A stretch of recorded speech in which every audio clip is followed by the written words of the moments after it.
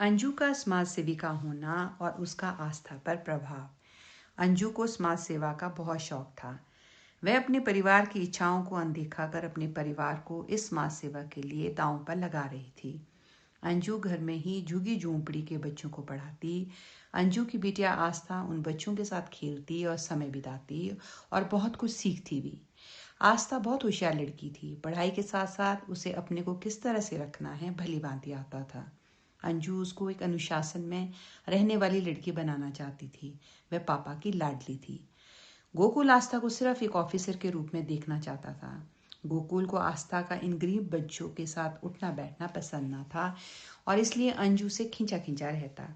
अंजू आस्था को जिंदगी के हर पहलू से रूबरू कराना चाहती थी, पर गोकुल को लगता कि झुग्गी झोंपड़ी के बच्चों के साथ रहकर वह चोरी और गाली गलौज करना सीखेगी। गोकुल आस्था को हमेशा कॉन्वेंट में पढ़े बच्चों के साथ ही देखना चाहता था। अंजू और गोकुल की लड़ाई का फायदा सबसे ज्यादा आस्था ही उठाती। आस्था डांट पड़ने पर गोकुल से चिपक जाती और इस तरह उसके पापा और उसकी जोड़ी बन गई थी। अंजू अपने आप को अकेला महसूस करती और मुझे अपना दुख सुनाकर कहती कि आस्था उसके पति का अपना खून है, इसलिए ये दोनों मुझे अनदेखा करते हैं। दोनों घंटों घंटों तक एक कमरे में होते और अंजू अकेले दूसरे कमरे में। अंजू फोन करके सिसकते हुए मुझे सारी खबर देती। मैं उसको समझाती, समझ भी जाती, पर हर दिन वही सब होता देख अंजू अपनी दिनचर्या की जिंदगी से उबसी गई थी। अब वह गोकुल से और भी दूर चली गई थी। अंजू अब अपना 80% समय समाज सेवा में लगाने लगी। वे अस्पताल जाती, गरीबों की मदद करती, स्कूल कॉलेज में जाकर लेक्चर देती और काउंसलिंग का काम करती। अब घर गृहस्थी से ज़्यादा समाज सेवा में उसको आनंद आने लगा था। मैं उसको अब समझाती तो मेरी बात काट लेती।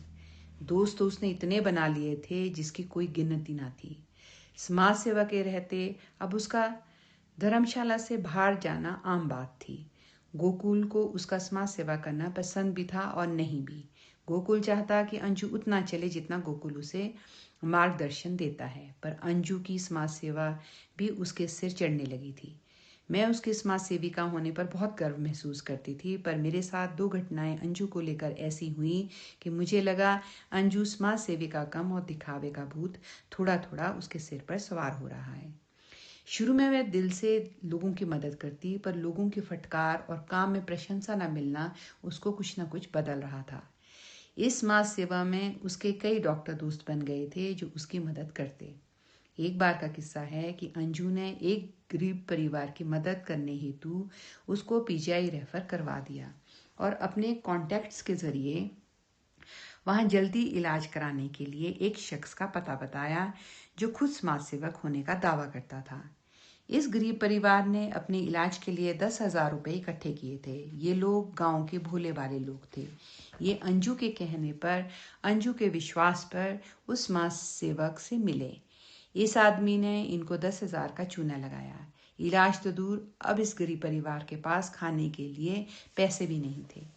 वे अंजू को फ़ोन करते रहे, पर अंजू को ऐसा नहीं हुआ कि वह पैसा अपनी जेब से भर दे, क्योंकि यह रकम अंजू के लिए कुछ भी ना थी। और दूसरा, वे अंजू के विश्वास पर पीछे आई उस समाज सेवक से मिलने गए थे।